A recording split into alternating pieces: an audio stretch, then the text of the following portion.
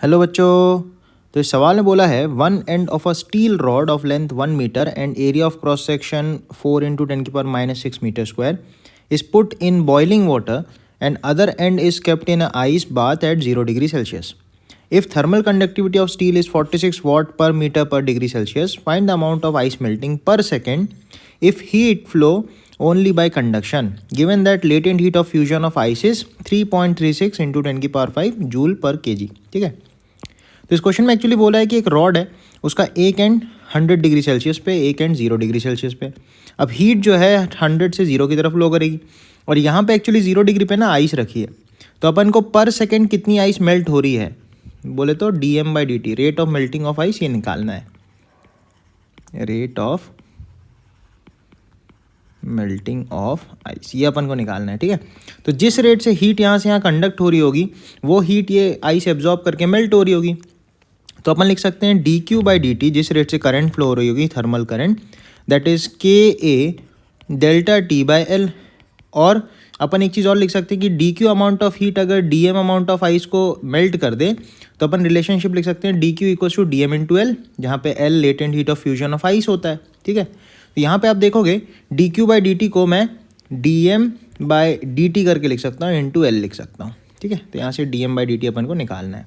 अब यहाँ पे वैल्यू सब्स्टिट्यूट करेंगे तो k की वैल्यू दी है 46 इंटू एरिया दिया है 4 × 10⁻⁻6, डेल्टा टी दिया है. अच्छा, बॉइलिंग वाटर और 0 डिग्री मतलब 100 - 0 आप कर देना, upon length of the rod 1 metre दी है, बराबर dm/dt into latent heat of fusion कितना दिया है 3.36 × 10⁵ जूल पर kg. ठीक है, तो 3.36 को अपन लेफ्ट साइड लेके आएंगे तो अपने पास बनेगा 46 × 4 × 10⁻⁻6 × 100 whole upon 3.36 × 10⁵.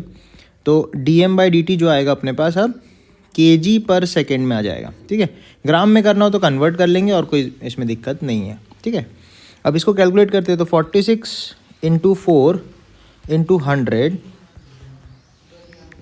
Equals 18400 divided by 3.36, तो ये आएगा 5476.19 इंटू 10⁻. देखो यहाँ ऊपर -6 है और नीचे 5 है तो 10⁻11 बन जाएगा. तो इसको अपन लिख सकते हैं 5.476 इंटू 10⁻,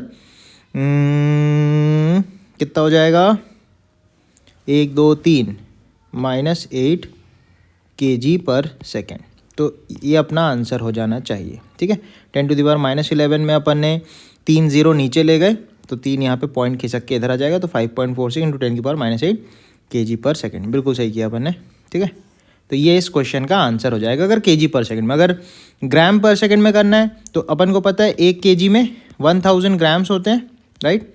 तो इंटू 1000 कर दोगे तो ये बन जाएगा 5.476 इंटू 10⁻⁻5 ग्राम पर सेकेंड. इस रेट से जो आइस है वो मेल्ट हो रही होगी. ठीक है, so that's all for this question. Thank you बच्चों.